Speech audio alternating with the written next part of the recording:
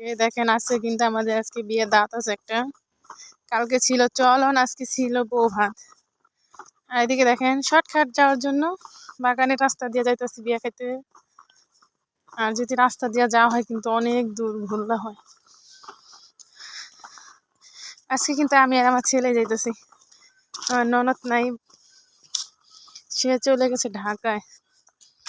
মেয়ে মানুষ বলে কথা, যেখানেই যাই সেখানেই লেট। বাসার সব কাজকর্ম সেরে তারপর কিন্তু বিয়ে বাড়ির জন্য আমরা রওনা দিয়েছি। এদিকে তাড়াহুড়া করে বিয়ে বাড়িতে যাইতেছি, আসলে আমাদের কিন্তু অনেক লেট হয়ে গেছে, প্রায় 2টোর মতো বেজে গেছে।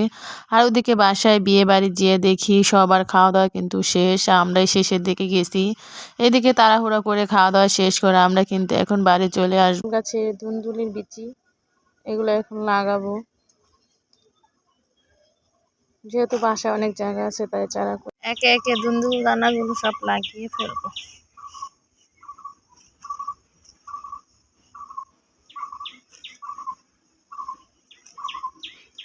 এক জায়গায় কিন্তু লাগানো শেষ, আরেক জায়গায় লাগাবো। আর এই বেচিগুলো কিন্তু আমি 2 জায়গায় লাগাবো, যেটা ভালো হয়। এখন কিন্তু পানি দিয়ে দিব হালকা করে। দেখেন লাউ গাছের পাতা কাটতে একবারে পাতলা করে দিছি, দেখি 2-1টা লাউ হয় কিনা বড়। এই যে দেখেন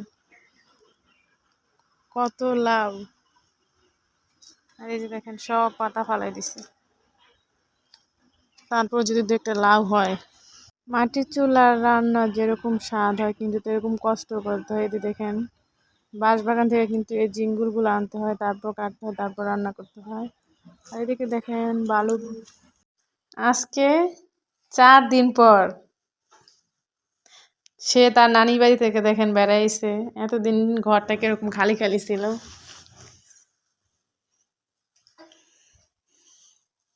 তুমি কোন সময় আছো নানির বাড়ি থেকে বেড়ায়? বিকাল বেলা আইছে, পুরা 4 দিন পর আইলো।